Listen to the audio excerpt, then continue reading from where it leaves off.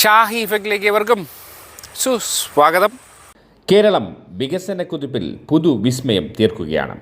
നവകേരളത്തിൻ്റെ വികസന വിസ്മയമായി മാറിക്കഴിഞ്ഞ വിഴിഞ്ഞം ഇന്ത്യയിലെ ഏറ്റവും വലിയ ട്രാൻസ്ഷിപ്മെൻറ്റ് ഹബ് ആകാനുള്ള ലക്ഷ്യവുമായി അന്താരാഷ്ട്ര തുറമുഖത്തിൻ്റെ രണ്ടാം ഘട്ട നിർമ്മാണം ആരംഭിക്കുകയാണ്.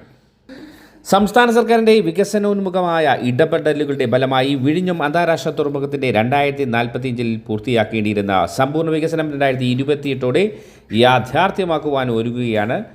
കൺസെഷണറുമായി 2023 ഏർപ്പെട്ട സപ്ലിമെൻ്ററി കൺസെഷൻ കരാർ പ്രകാരമാണ് തുറമുഖത്തിൻ്റെ 2, 3, 4 ഘട്ടങ്ങൾ 17 വർഷങ്ങൾക്ക് മുമ്പേ സംയോജിതമായി വികസിപ്പിക്കുവാൻ തീരുമാനിച്ചിരിക്കുന്നത്.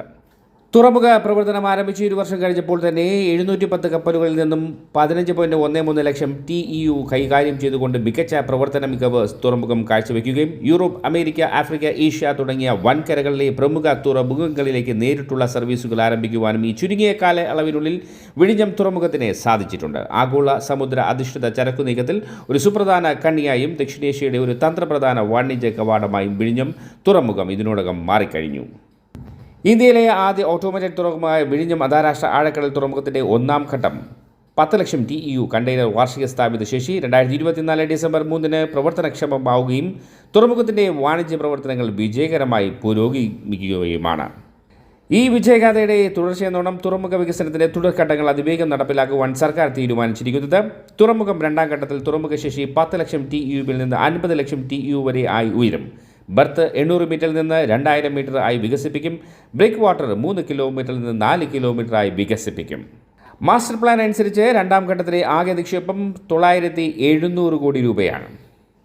2ാം ഘട്ട വികസനം പൂർത്തിയാകുമ്പോൾ വിഴിഞ്ഞം തുറമുഖത്ത് കണ്ടെയ്നറുകൾ എത്തിക്കാനും ഇവിടെ നിന്ന് കണ്ടെയ്നറുകൾ കയറ്റുമതി ചെയ്യാനും കഴിയും. റോഡ് മാർഗമുള്ള കണ്ടെയ്നർ നീക്കവും സാധ്യമാകും.